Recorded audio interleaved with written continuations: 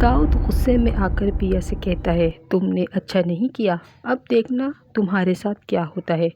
लेकिन दाऊद की धमकी का पिया पर कोई असर नहीं होता।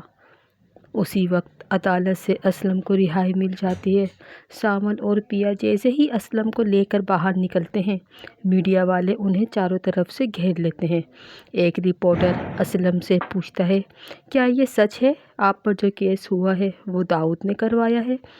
ये सुनकर पिया आगे आती है और सबको सच बता देती है कि हाँ, ये सच है। लेकिन वो कोई सेठ दाऊद नहीं है। उनका असली नाम है मूसा, जो लोगों की प्रॉपर्टी पर कब्जा करता है। पिया का बयान सुनकर सोशल मीडिया पर आग लग जाती है।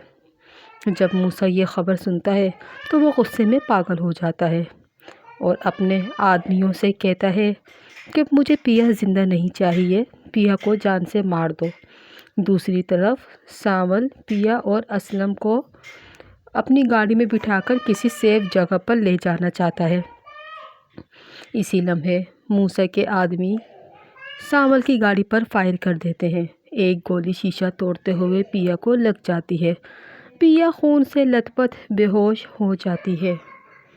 ये देखकर असलम साहब चीखने लगते हैं। सावल जल्दी से गाड़ी अस्पताल की तरफ लेके जाता है।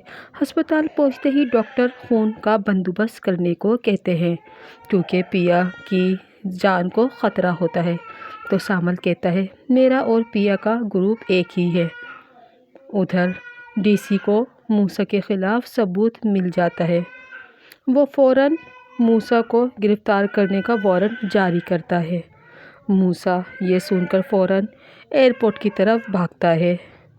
डीसी मोबाइल से मूसा की लोकेशन को ट्रैप कर लेता है। मूसा को एयरपोर्ट से गिरफ़्तार कर लिया जाता है। दूसरे दिन मूसा को हथकड़ियाँ बांधकर एयरपोर्ट पर लाया जाता है। जज के सामने मूसा को 10 साल की कैद सुना दी जाती है। मूसा ये सुन के गुस्से में पागल हो जाता है। तो देखते हैं मूसा को रिहाई मिलेगी